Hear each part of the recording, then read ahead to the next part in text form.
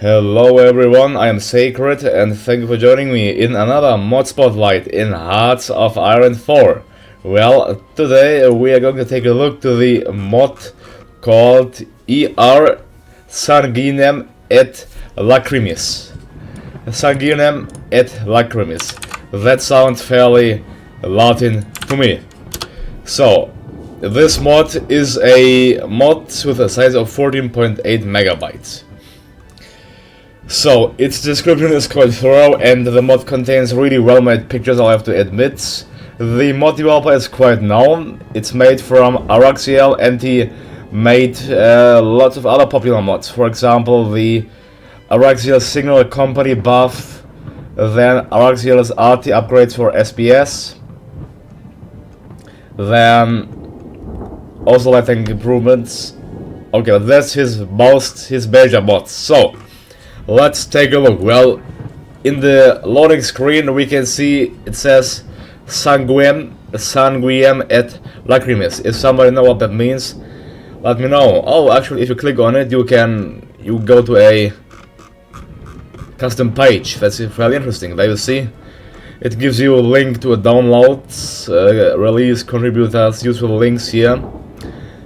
What does it do? A short summary of the mod. So, according to the mod description, this mod greatly alters most of the technologies without straying too far from vanilla for extra immersion, realism, and historical accuracy. From amphibious tanks to commandeering civilian vehicles all the way to chemical warfare. Isenric presents Sanguinem et Lacrimis. Well, the map looks the same because it only changes the technologies. Let's actually get into the game as a country and then let's take a look to the focus tree. But as always, I'm gonna present the mod description. So let's see here. Adds tons of research to the artillery folder, from railway guns like the unused M1920 to early SAM, such as the German Rheintochter, and early ATGMs, such as the French SS-10. So let's take a look to the artillery page. It's fairly overhauled here. How you can see, it's completely, well, it's not completely, but it's majorly overhauled. So you start off basically, but then you can advance and get, what's that? That's a railway artillery. That's a railway artillery. That's a railway artillery. Amphibious, yeah, of course. Movement minus 500%. Well, that makes sense, doesn't it? So, used in the Great War, we can revive railway artillery guns for this one, which will allowing us to create and use and absolutely massive guns to obliterate our enemies. The greatest downside of these behemoths, though, is the production cost, and further weaknesses are the very low speed and the enormous supply use. Production cost is 220. Yeah, you could produce, well, one cost 4. No, you could produce tons of that actually. Yeah, you could produce around 50 normal artillery for a cost of 1 railway gun. So overall, that if you take a look to the construction cost, that isn't worth it. Then we have the anti-air, we have rocket artillery taking over. The Americans got custom artillery, which I really like is that you have even more upgrades now. For example, we have the improved anti-air upgrades, then more artillery upgrades like the airburst shells, etc. And you have the advanced upgrade, and then you can go on to the modern artillery, all the way down to the semi-automatic breach and modern rocket artillery and SS-AIM 823 DAT. So that's really interesting here, seeing the artillery tree, well, including with the anti-air, rocket artillery and anti-tank completely overhauled. 57mm gun M1, improved anti-tank upgrade 1, improved anti-tank upgrade 2, then a 3-inch gun M5, and then here hash ammunition and hash against fortifications. That's really interesting. So it's actually worth getting anti-air, artillery and anti-tank now, which I really like. So a great shout out and a great well done to the mod developer here. So the second point is includes Araxiel's RT upgrades for SPs. Third point, expands the industry folder into the early 50s and adds very specific construction buffs. Let's see. Industry. So, yeah, it's clearly expanded here. In the vanilla game, in vanilla you don't have this path at all, and it's really long as well. Normally you can only go up to the year 1945, but here you can go up to the year 1953. I mean, to be honest, I never played for that more than 1946, but still, it's nice to have.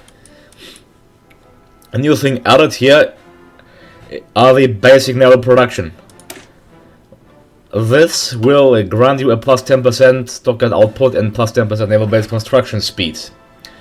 You can get improved naval production 2 and improved naval production 3, which will each give you plus 10% output and plus 10% naval-based construction speed.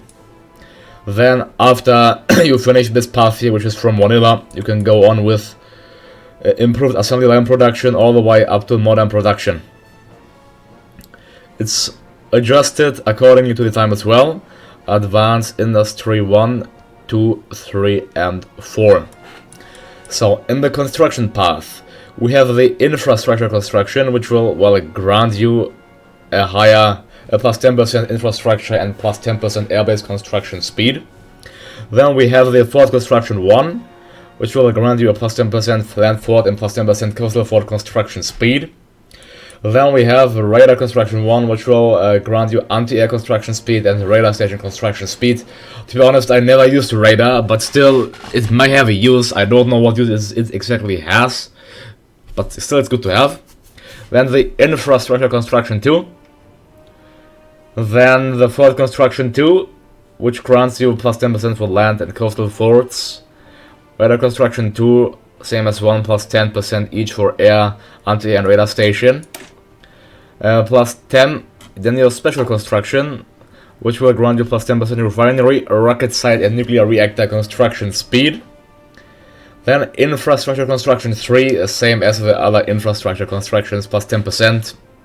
Fort construction, which will give you plus 10% for land and coastal forts, and then special construction 2, same as special construction 1. The excavation path has been advanced thoroughly as well.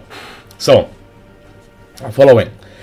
Amphibious tanks and APCs such as the American German DD, the German Landwasserschlepper, or the Japanese Type 2 KMB, historic equipment with images were applicable. Let's see, let's go to the armor path. I think, is it here? It must be somewhere else. Tactics Bureau.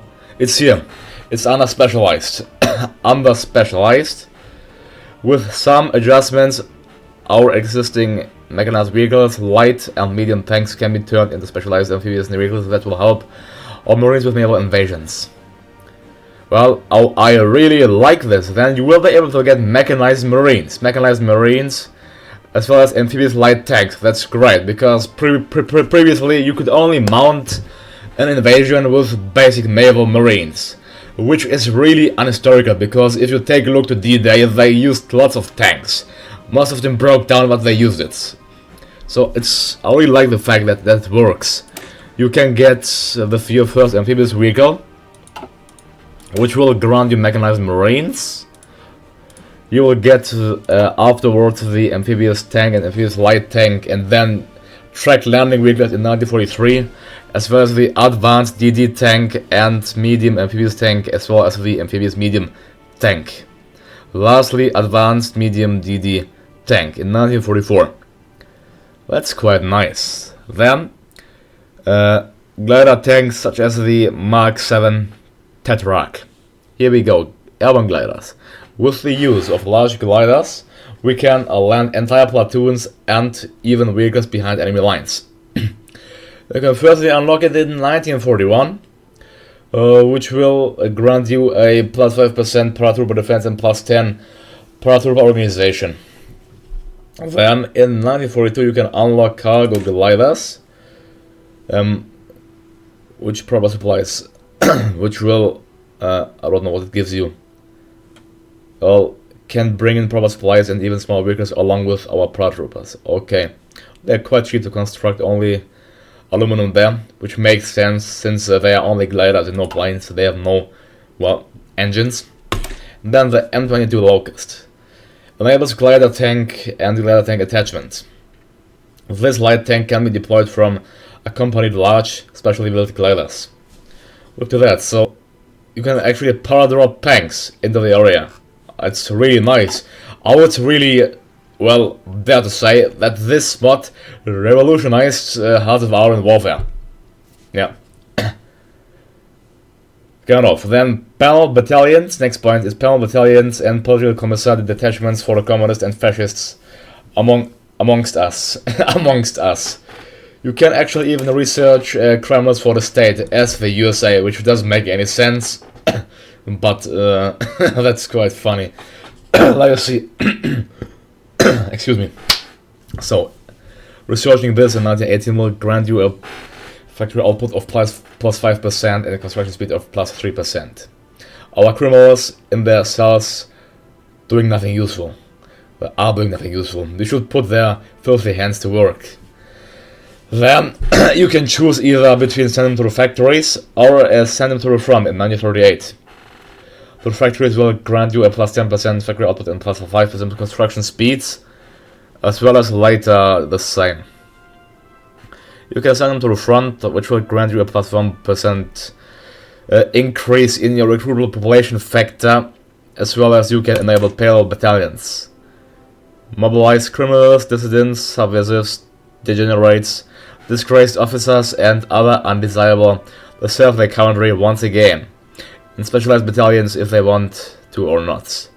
Well, okay, it's saying only available during war for fascists and communists. Well, minus 10%. Why? Look to the defense. Why does it give you minus 0.3? I mean, what's the point? It's minus 0.3 defense. The breakthrough minus 0.3. That's funny. Okay. So they aren't really well developed. I mean, the costs. Then you can get commissariat attachments. Specialized officers will be able to be deployed to the front lines. These barrier troops are barrier troops. The Soviet Union used barrier troops. Yeah, barrier troops. I think how were they called even properly.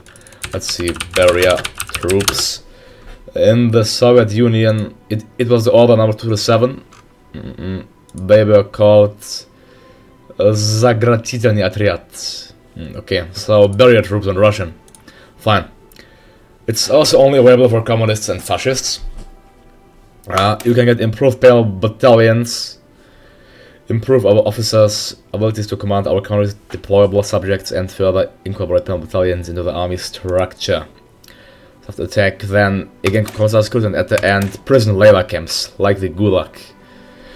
Be in mind that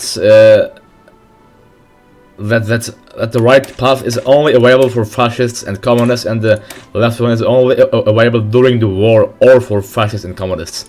So I really like that the mod developer actually took care of that. I wouldn't have expected that, to make it only available for either fascists or communists. So well done there.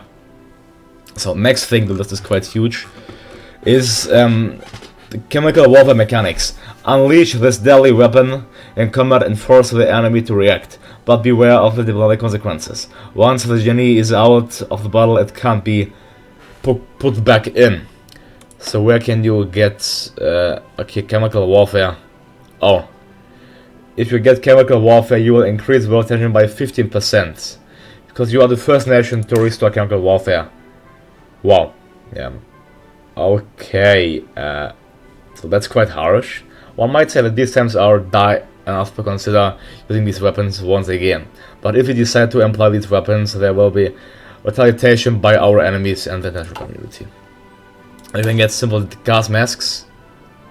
You can get gas masks, advanced gas masks. Well, I think gas masks, I don't know. I think gas wasn't used that much in the Second World War, because it was so dynamic, not a static war. You can get the Blue Cross attacker. You can get the Green Cross attacker. I don't know what they... Green Cross agents were the cause of over 80% of all deaths from chemical warfare during the Great War.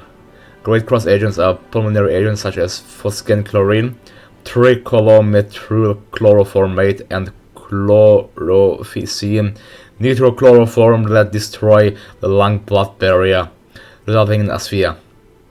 Yeah, they get another 16% tactic damage. And get the Blue Cross. Blue Cross are chemical agents affecting the upper respiratory. Okay, I want to read out all. That will gain them higher tactic damage for the attacker, less for the defender. Then you have the Yellow Cross, which are the harshest of all. I think they're the harshest of all. Yeah. Wow.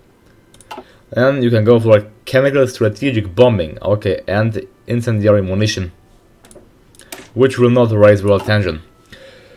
So that's about the chemical warfare. That's a really in-depth tree for the chemical warfare. Really interesting. Looking forward to play this. Then desert and jungle equipment and winter training for the troops. I think it's is it desert and jungle winter training here. Specialized climate equipment. This specialized climate equipment encompasses small modifications to existing weapons and vehicles or specialized transporters for harsh climates. This equipment will improve the combat effectiveness of all troops using them. Well, desert equipment, jungle equipment. Well, I can guess already. Desert equipment gives you a better movement, attack, and defense in the desert. Well, it's actually a sport company. And then you have a jungle sport company, which will grant you a higher movement, attack, and defense in the jungle. You can even get winter equipment, but only in the year 1941. Now, it's the year when the Soviet Union got attacked by the Germans. Interesting. As well as the improved winter equipment, which will grant you a minus 25% modifier in winter attrition. Then you can get improved desert equipment and improved jungle equipment. Increases movement, breakthrough, and defense for both, +5. Heat equipment, heat attrition. That's I think applicable only for really hot areas such as the French colonies here, as well as Arabian sectors there. But anyways, okay. There, that's all. Next, officer schools to improve your commanders. They were here. Officers and training. Training for our generals and officers to increase their ability to command our troops. So, they consist of officer schools and flight schools. Officer schools. Military leader cost minus 25%. Then, starting level of new army leaders +1. And division training time minus 15%. Not really required for a country which has already many officers. Flight school, 8th generation chance, honor or death. You can either choose honor or death or honor in death. Well, I would go for this path for flight mission maximum, where you will get a better air superiority efficiency, a better agility for fighters and heavy fighters. So, and civilian press manipulation for the home front, strengthen your government against foreign subversive activities or requisition civilian vehicles for the front. Our civilian ministries and propaganda can help us to mold our civilian population into a helpful tool to wield against our enemies. So we have the press integration, political power gain +10%. Censorship, effect on partisans on us as well as foreign subversive activities, efficiency -15%. Media manipulation, opposition suppression, civilian truck conversation. You get a production cost for motorized lower, as well as get event commandeer civilian vehicles. You will demand our civilian population. So I could review all of this one by one, but then I wouldn't be done in 1 hour. So I'm just doing it roughly, by the way. We will demand our civilian population to chip in and donate their civilian trucks and cars to the war effort. The more industrialized our nation is, the more vehicles will be available for us. Oh, that's really nice. Refined warbond drives. Consumer goods factor 3%, as well as refined mobilization drive, which will give you a higher recruitable population factor of 1%. Alright, that's about the civilian bureau. Then, okay, next is compatibility. Oh no, I'm not done yet. Extensive research went into this to bring the most historically accurate experience while still trying to maintain a balance and remain entertaining and familiar. From description to names, images, and appropriate introductory years. To be honest, I can only agree with the mod author here, because every nation is customized and the mod descriptions are really, and the research descriptions are really well made. They may contain minor mistakes, but everything is on a really good level, even better than Paradox does it. So, before we continue, let's take a look of the other countries' specialized equipments. The USA has the specialized amphibious units and cargo gliders, as well as specialized artillery. The tanks are stay the same. Yeah. So, the rest hasn't been modified, how you can see. Only what we reviewed had been modified. So, next thing will be the German Reich. So, the German Reich, let's see there. Let's do the same. Specialized panel battalions. Here we have the Landwasserschlepper 2, Advanced DD tank, and other DD tanks. Okay, they don't have a custom name because the Germans didn't produce them. And then the tactics are the same. That's how it's looking. Yeah, you can get the Gustav. The Gustav railway cannon. To be honest, I wouldn't get it because if you compare it, yeah, 220. There are my methods, but 220. If you divide it by 4, 22. If you divide it by 4, it's not really worth getting it. Let's see, 220 by 4, oh, 55, I should have known it. Okay, 55, so we can build 55 interwar artilleries for one Gustav one, and 55 times 15 is a better defense. 55 times 15 is a total defense of 825, compared to the 60 here. So, still, it's nice to have, and perhaps fun to build it as well. Other than that, the Germans have their customized pack, artillery, and naval Werfer. Let's see what the French have. The French. Well, they didn't fight really that much in the war, so they have the LCM. Okay, that's the same generic one. And okay, artillery. They have cannon, French cannons, and MLA 1870-93 on Schneider carriage. So, and the Soviets. Let's check them out. The Soviets. What do they have? They have, well, just basic railway artillery. And then here specialized they have the LCM, T-37A, T-40 amphibious, and LVT. Alright, so that's the same as well. And the United Kingdom, they should have some custom stuff there, I think. Yeah, they have the Tetrarch airborne glider, as well as A4, A3, L1, E3, and Terrapin amphibious units. And the panel battalions there. So, did we, oh yeah, Italy, let's check Italy. Does Italy have basic stuff here, like the other majors and, yeah, railway artillery. And then the Japanese, what do they have? I think they should have the same.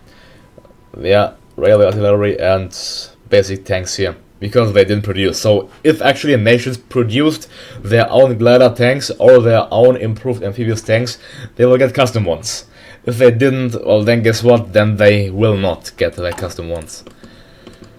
So, let's see how a minor nation looks like the Netherlands. They should have gotten the same, but yeah, they have the generic ones where images are not applicable, but they can research everything what the other nations can research.